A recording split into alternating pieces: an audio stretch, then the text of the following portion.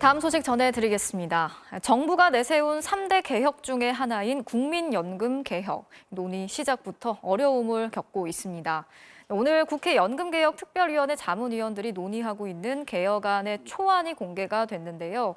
전문가들의 입장이 크게 엇갈리면서 결국 단일안을 내지 못하고 두 가지 방안으로 정리가 됐습니다. 먼저 이준범 기자가 이 내용부터 전해드리겠습니다.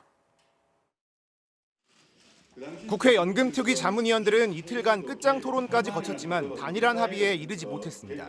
결국 두 가지 방안으로 정리됐는데 오늘 여당 의원들에게 먼저 공개됐습니다. 첫 번째 안은 기금의 재정 안정을 강화하자는 겁니다.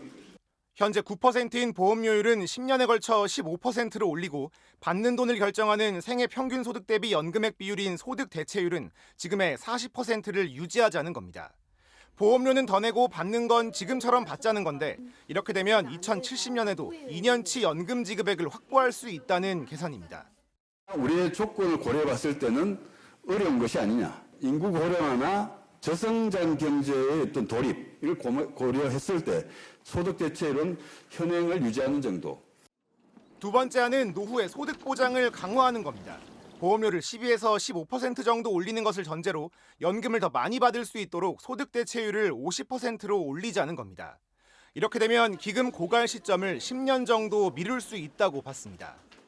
평생을 268만 원 번 사람의 40%니까 실제는 굉장히 낮습니다. 그래서 그게 너무 낮기 때문에 최소한 50%는 올라가야지 된다. 결국 보험료를 올린 걸 전제로 하되 더 내는 만큼 받는 돈도 늘릴지를 놓고 이견을 좁히지 못한 겁니다. 자문위원들이 추가 회의 일정조차 잡지 못하면서 결국 이 두 가지 안이 국회 연금특위에 보고될 것으로 예상됩니다.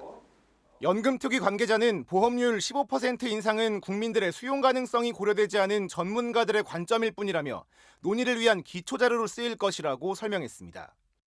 공론화위원회를 만들어서 국민 한 500분 정도를 대상으로 연금에 관해서 자세히 보고를 드리고 이해관계를 촘촘히 대변하는 그런 절차를.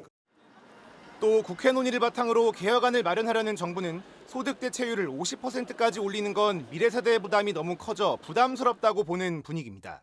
MBC 뉴스 이준범입니다.